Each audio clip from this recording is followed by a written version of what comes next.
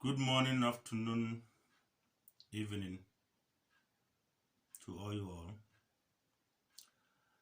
I am very happy once again to bring you some good news. I'm bringing you some good news, and this good news is very important. It's very important for you. If you listen properly and make good use of what I'm going to say, it's going to relieve you a lot of problems, and it's also for your own eternity. Father, in the name of Jesus, Lord, let this word be received with grace, and let it work in the life of the people or whomsoever might hear of it, in Jesus' name.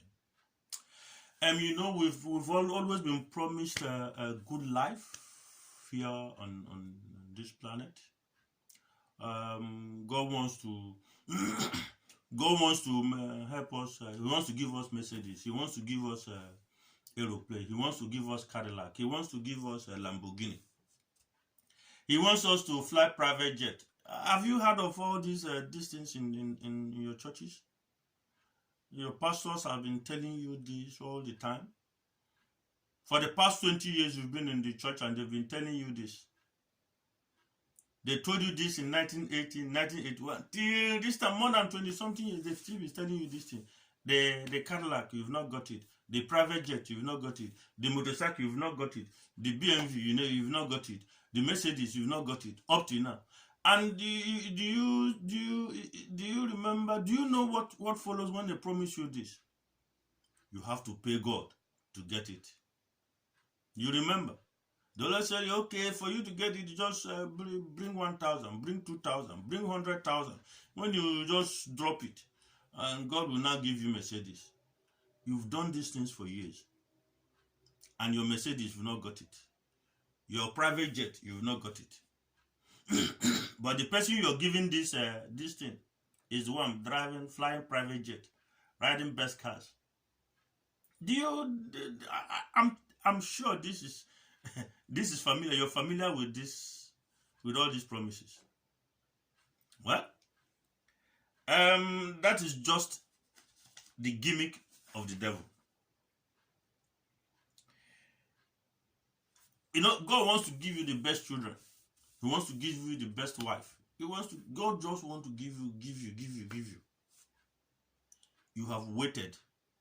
Even some people who are supposed to have been married for years, because of these promises, they'll be waiting, they end up 40, 45, 50. They've not gotten married because they are waiting for, and they've sold out everything they have. They've sold it to the person who is telling them this and waiting for all those promises. Still, it didn't come to pass. But these people they refuse to let you. Did they forget this Bible verse? 1 Corinthians. Did they forget it? What happened to this Bible verse I want to show you? Just listen as I read it for you. What happened to it? Or is it that they never read it before, or they read it and they don't want you to know? Look at what 1 Corinthians 15 and 19 says. It says, if in this life only we have hope in Christ, we are of all men most miserable. If in this life only we have hope in Christ, we are of all men most miserable.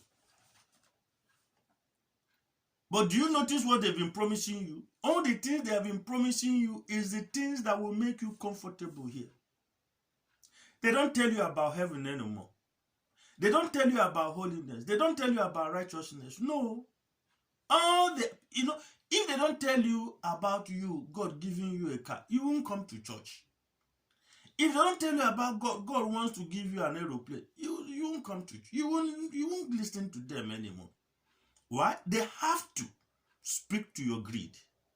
And that's the way they can succeed in keeping you under their bondage. But this Bible verse I just read to you, they will not tell you that. They won't tell you that. They will not let, because if they tell you, God wants you to make heaven, there are some people who might not be interested in that message. But the thing that is that they've been telling you this for years. You've waited for years and you've not gotten this thing. Now, what I'm asking you, how long do you still want to wait before your eyes will be opened? How long? You want to wait for another 10 years before your eyes? By the time you wait for another 10 years, maybe you'll be 70. By the time you're 70, there's no need for you to. What's the use of Mercedes for you? What's the use of Lamborghini for you when you're 70? You're 60. You've not gotten all these things. And the person who's promising you, you've been sowing all your life. You've been sowing. You've not gotten these things. But this didn't. If they've told you this place, in 1 Corinthians 15:19, if in this life only we have hope in Christ, we are of all men most miserable. And this portion of the Bible has been there. It was not removed. It is not written now. It's been there for long. But they don't tell you about this. They don't tell you about this. What happened to John 14:1-4? It says, let not your heart be troubled. Ye believe in God, believe also in me. In my Father's house are many mansions. If it were not so, I would have told you, I go to prepare a place for you. And if I go and prepare a place for you, I will come again and receive you unto myself, that where I am, there ye may be also.